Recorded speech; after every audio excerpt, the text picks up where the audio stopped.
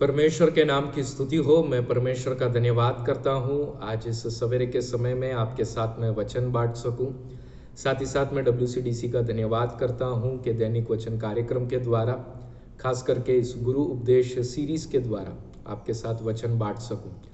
हम इस सीरीज के अंदर मनन कर रहे हैं प्रभु यीशु के दूसरे आगमन और उसके संबंधित तैयारी के बारे में हम सीख रहे हैं। जैसे कि मैं बताते आ रहा हूं कि इस वीडियो सीरीज के अंदर हम सामान्य बातों को, जनरल बातों को सीख रहे हैं। अधिक जानकारी के लिए कृपया आप अपने पासवान से अधिक जानकारी को प्राप्त करें ताकि आप डिटेल में विस्तारित रीति से चीज़ों को समझ सकें। हमने पिछले वीडियो के अंदर देखा कि कैसे इजराइल के देश के ऊपर अन्य जाति के देश रौंदने का कार्य करेंगे और बाइबल में ये भविष्यवाणी दी गई है। और आज के वीडियो में भी हम कुछ और जानकारी को प्राप्त करेंगे। इसे समझने के लिए प्रकाशित वाक्य और उसके 12वें अध्याय के अंदर दिए घटना को हम देख सकते हैं।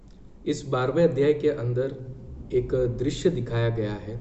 यूहन्ना ने जो है वहाँ पर एक दर्शन देखा कि स्वर्ग में 2 चिन्ह देखे, जिसके अंदर एक स्त्री है और उसने सूर्य को ओढ़े हुए है और उसके पांव तले चंद्रमा है और उसके सर पर जो है 12 तारों का एक मुकुट है। और उसके सामने एक दूसरा चिन्ह यूहन्ना देखता है कि स्त्री के सामने एक अजगर खड़ा है, जिसके 7 सिर है, 10 सींग है और 7 मुकुट उसने पहन रखा है। और ये अजगर इसके लिए खड़ा है ताकि ये स्त्री जो है, जो गर्भवती है और अभी बच्चे को जन्म देने जा रही है, प्रसव पीड़ा में है, कि जैसे ही बच्चे का जन्म होगा ये अजगर उसे निगल जाएगा। और ये जो स्त्री है बच्चे को जन्म देती है, लेकिन इसके पहले कि ये अजगर इस बच्चे को कुछ हानि पहुंचा सके, इस बच्चे को स्वर्ग में उठा लिया जाता है और स्त्री को एक सुरक्षित जगह में 3.5 साल के लिए रख दिया जाता है। इस दर्शन के अंदर भी हम समझ सकते हैं कि ये जो स्त्री है वो इजराइल के बारे में बताती है और इजराइल ने जो है यीशु मसीह का जन्म दिया। यीशु मसीह ये वो बच्चा है जो जन्म लेता है, जिसके हाथ में इस दर्शन के अनुसार एक राजदंड है और वो पूरे देशों के ऊपर राज्य करने जा रहा है। लेकिन कुछ समय के लिए उसको स्वर्ग में रखा गया है और फिर वो वापस आने जा रहा है। और ये जो अजगर है, इसके जो 7 सिर है, ये वो 7 राज्य है जो इस स्त्री के ऊपर यानी इजराइल के ऊपर वो रौंदने की कोशिश कर रहा है। ये 7 सिर है, इसके ऊपर 10 सींग है और 7 मुकुट है। पिछले वीडियो के द्वारा आपको ये गिनती जो है 7 और 10, इन सब के द्वारा आपको समझ आ रहा होगा कि जो राज्य है और जो दर्शन है वो कैसे एक दूसरे के साथ में मिलते जुलते पता चलते हैं। इन 7 सिरों का विवरण अगर आप देखोगे तो ये इजराइल के ऊपर राज्य करने वाले अन्य जातियों के राज्य जो शुरुआत से बाइबल में हम देखते हैं उसका विवरण हमें बताता है। इसका मतलब कि एक मिस्र ने इजराइल के ऊपर राज्य किया, दूसरा अशूर देश ने इजराइल के ऊपर राज्य किया, फिर हम दानियल के पुस्तक में दर्शनों के द्वारा देखते हैं बाबेल ने इजराइल के ऊपर राज्य किया और उसके बाद फिर मादियों और फारसियों ने राज्य किया और उसके बाद फिर सिकंदर महान उसके यूनान के देश ने राज्य किया और उसके बाद फिर हम देखते हैं रोमन सरकार ने राज्य किया। और अब जो 7वां सिर है उसके बारे में इंतज़ार किया जा रहा है कि वो आएगा और इजराइल के ऊपर उसे रौंदने की कोशिश करेगा। और इन 7 सिरों के ऊपर जो 10 सींग है वो इस बारे में बताते हैं कि ये जो 7 राज्यों का जो विस्तार था उसी में 10 टुकड़े, 10 राज्य तैयार होंगे जो कि उठेंगे।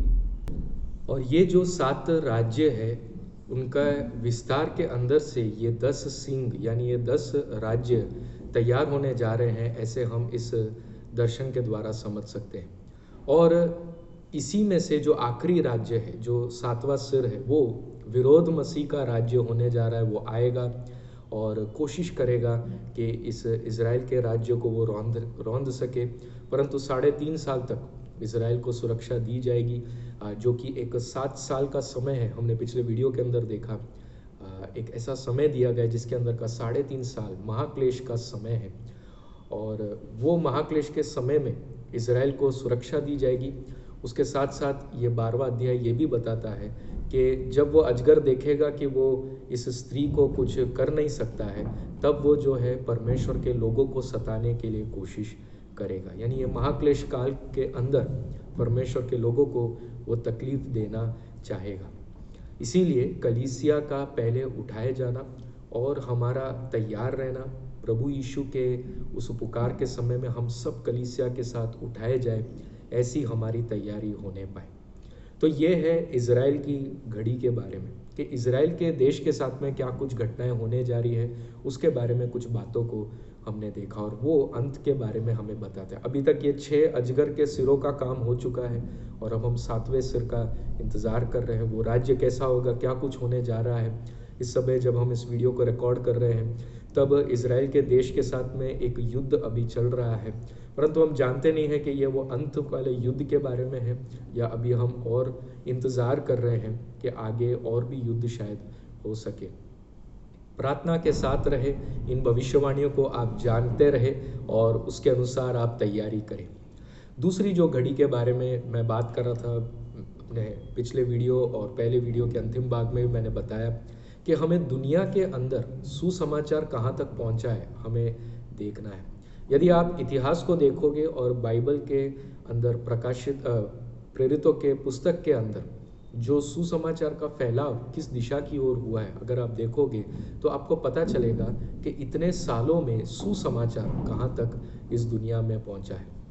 हम देखते हैं प्रेरितों के कृत्य के अंदर वहाँ पर प्रेरित पौलुस जो है सुसमाचार को लेकर जो है वो इज़राइल में से बाहर निकलते हैं और एफेसुस और फिलिपी और ऐसे देशों के अंदर, ऐसे शहरों के अंदर वे जाते हैं और वो रोम में भी जाकर सुसमाचार सुनाते हैं। तो सुसमाचार का प्रवाह जो है वो पश्चिम दिशा की ओर जाते हुए हम देखते हैं और पूर्व दिशा की ओर में भी सुसमाचार का प्रवाह हुआ। इज़राइल के पूर्व दिशा की ओर में इंडिया के अंदर, चाइना के अंदर और भी देशों के अंदर सुसमाचार पहुंचा, लेकिन जो बहाव था सुसमाचार का वो पश्चिम दिशा की ओर ज़्यादा तेज़ी से जाते हुए हम देखते हैं। रोम के बाद वो स्पेन में गया, स्पेन के बाद वो यूके के देश में पहुंचा, यूके के देश के बाद फिर हम देखते हैं यूनाइटेड स्टेट्स में पहुंचा और यूनाइटेड स्टेट्स के बाद फिर पूरे और वो विश्व में घूमता हुआ अब एशिया की ओर आया है और एशिया से भारत देश में सुसमाचार आ चुका है और भारत देश के अंदर जो अभी तेज़ी से सुसमाचार फैल रहा है उसके बाद वो इज़राइल की ओर वापस लौट कर चले जाएगा। इसके उत्तर और दक्षिण भागों में भी कई जगहों में सुसमाचार का प्रवाह हुआ। कई सारे परमेश्वर के दासों ने सुसमाचार को जहाज़ पर यात्रा करते हुए, अनेक मुश्किलों को उठाते हुए सुसमाचार को पहुंचाया, लेकिन सुसमाचार का मुख्य प्रवाह पश्चिम की ओर होते हुए भारत देश में अब उसका जो फैलाव है हम देख रहे हैं और इज़राइल के पास अब सुसमाचार कुछ ही देर में पहुंचने जा रहा है। आज के इस आधुनिक समय में व्हाट्सएप और यूट्यूब और इस प्रकार के अनेक जो सोशल मीडिया के माध्यम है उसके द्वारा सुसमाचार का ब्रॉडकास्ट करना, पहुंचाया जाना बहुत तेज़ी से हो रहा है। यानी कि भारत देश और इज़राइल के बीच में जो अंतर है बस इतना ही अंतर रह गया है सुसमाचार को पहुंचने के लिए। हालांकि इज़राइल के अंदर भी काफ़ी सारे यहूदी लोग मसीह में विश्वास करने लगे हैं और प्रभु यीशु के बारे में जानने लगे हैं। इज़राइल ही था जिसने यीशु मसीह को नकारा था 2000 साल पहले, लेकिन अब इज़राइल जो है स्वीकार करना शुरू कर रहा है। इसका मतलब सुसमाचार पूरी दुनिया में फैलने जा रहा है, बस अब थोड़ा सा ही समय बचा है।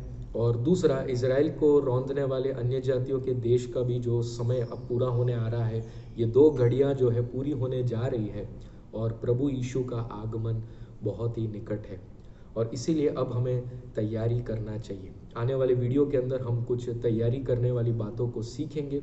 बड़े उत्साह के साथ आप जुड़े रहे और प्रभु के वचन को मनन करते रहे और परमेश्वर के वचन के द्वारा और जानकारी प्राप्त करें। प्रभु के अंदर आप स्थिर खड़े रहे। प्रभु आप सबको आशीषित करे। सभी को जय मसीह की।